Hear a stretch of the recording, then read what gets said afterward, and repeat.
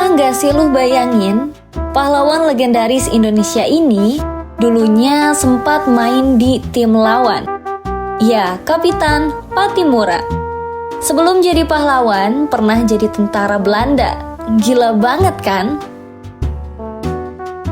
Kita akan sampaikan cerita ini dengan gaya ringan dan humor. Beberapa bagian bersifat interpretatif untuk keperluan edukasi dan hiburan. Sebelum kita mulai cerita seru tentang sosok Kapitan Pattimura alias Thomas Matulesi, ada satu hal penting yang perlu kalian tahu. Kisah ini terjadi di awal abad ke-19, bahkan beberapa bagian mundur ke akhir abad ke-18. Artinya, ini zaman di mana catatan sejarah belum serapi sekarang, belum ada wartawan dan catatan-catatan lainnya. Beberapa informasi yang kamu dengar di sini berasal dari catatan Belanda, arsip kolonial, cerita rakyat, sampai interpretasi sejarawan. Kita berusaha menyajikan kisah ini dengan seakurat dan semaksimal mungkin. Jadi kalau ada data baru, kita senang banget kalau teman-teman bisa share dan bantu lengkapi bareng-bareng di kolom komentar.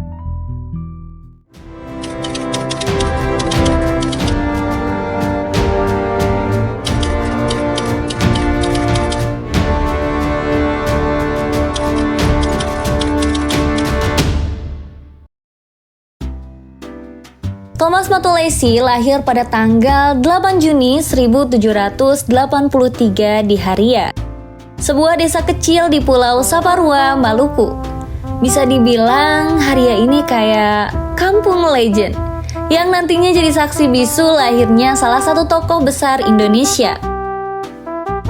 Ayahnya bernama Frans Matulesi, asli dari Haria juga, alias nggak LDRan, nggak pindahan. Ibunya bernama Fransina Silahoy, berasal dari desa Sirisori Serani, yang masih satu pulau tapi beda RT lah, kalau bahasa sekarang. Thomas punya dua saudara kandung, Antoni Matulesi dan Johan Matulesi. Antoni ini kayak dua partner perjuangan, setia kawan dan satu visi. Sedangkan Johan, meskipun gak turun langsung ke medan laga, dia tetap berperan penting ibarat support system zaman kolonial.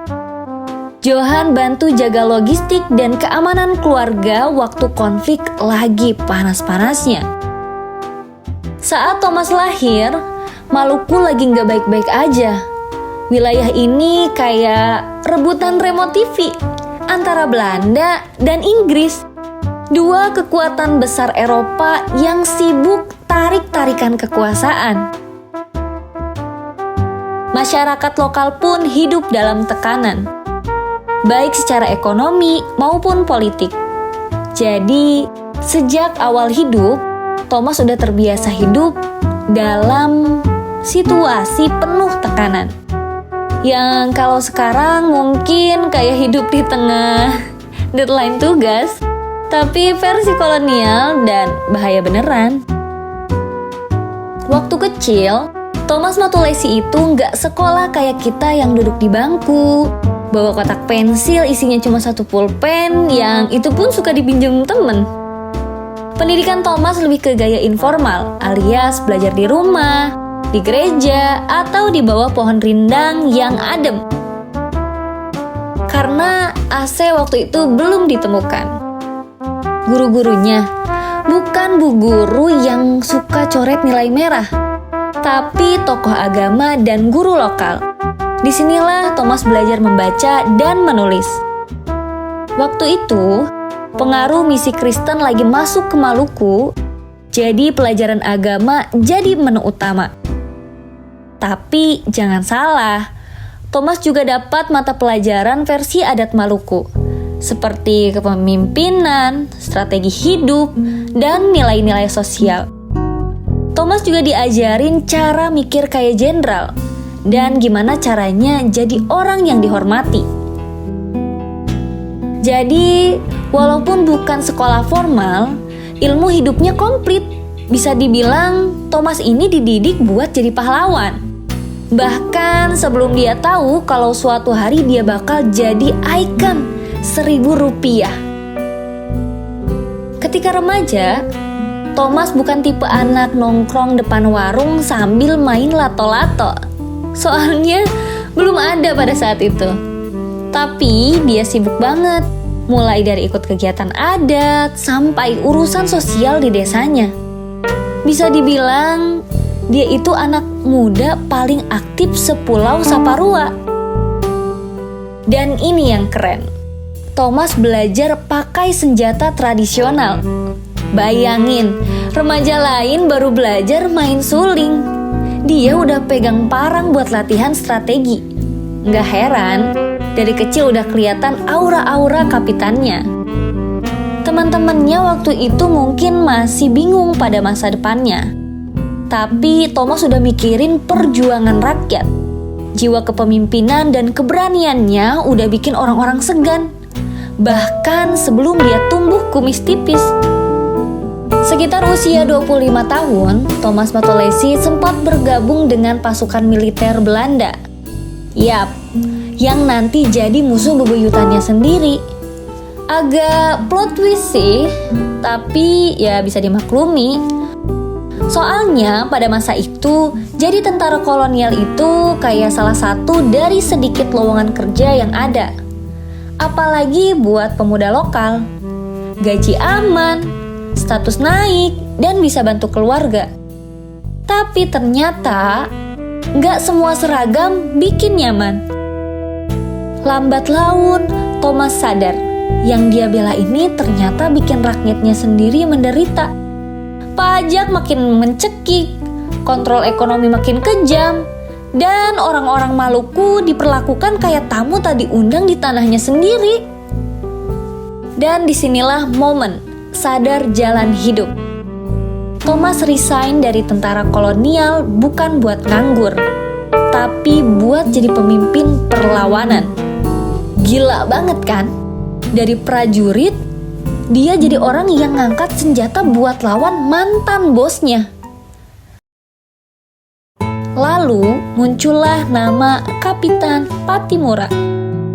Nah, ini menarik. Kapitan itu sebenarnya jabatan resmi yang dikasih sama Belanda. Semacam pemimpin lokal gitu. Tapi Pattimura itu semacam nama kehormatan. Ada yang artinya pemimpin kuat, ada juga yang menyebutnya penakluk. Intinya kombinasi dua kata ini jadi simbol perlawanan rakyat Maluku. Dulu dikasih jabatan sama Belanda, tapi dipakai buat lawan Belanda. Ini kalau di film atau di anime, Thomas udah kayak karakter utama yang beneran dapet arts terbaik.